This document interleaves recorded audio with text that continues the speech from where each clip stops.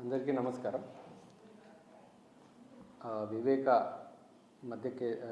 హత్య కేసులో ప్రధానమైనటువంటి సాక్షి రంగన్న, పులివెందులకు చెందినటువంటి రంగన్న వాచ్మెన్ నిన్న సాయంత్రం 6:43 రిమ్స్ హాస్పిటల్లో చికిత్స పొందుతూ మృతి చెందడం జరిగింది.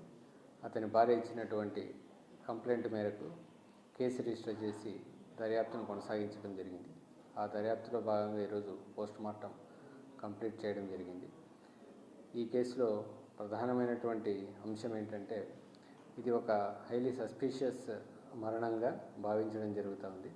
ఇది సామాన్య మరణమా, లేకపోతే ఈ మరణం వెనుక ఏమైనా విషయాలు దాగి ఉన్నాయనేది అనేక కోణాల్లో దర్యాప్తును కొనసాగించడం జరుగుతుంది.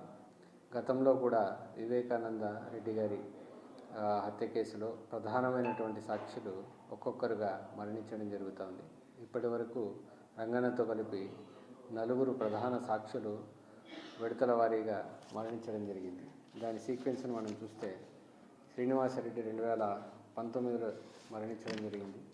గంగాధర్ రెడ్డి 2022లో మరణించడం జరిగింది. అభిషేక్ రెడ్డి 2024 సెప్టెంబర్లో మరణించడం జరిగింది. ఇప్పుడు రంగన్న 2025 మార్చిలో మరణించడం జరిగింది. గతంలో కూడా ప్రధానమైనటువంటి సాక్షులు మరణాలు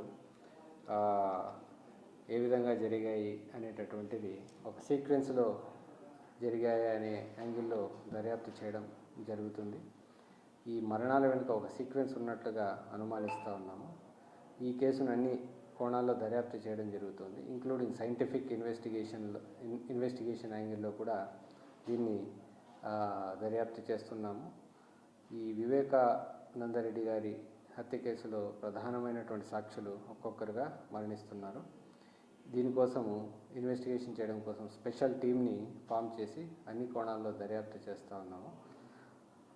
ఇంతకుముందు ఆల్రెడీ వివేక హత్య కేసులో ముద్దాయిలుగా ఉన్న వారి యొక్క పాత్ర, వారి ప్రభావం పైన కూడా దర్యాప్తు కొనసాగించడం జరుగుతుంది.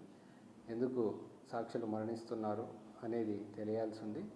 దీంట్లో భాగంగా ఎప్పుడు సాక్షులు మరణించినా దాని వెనుక పోలీసులు ఉన్నట్లుగా, సిబిఐ వారి పాత్ర ఉన్నట్లుగా ప్రచారం జరుగుతూ ఉంది.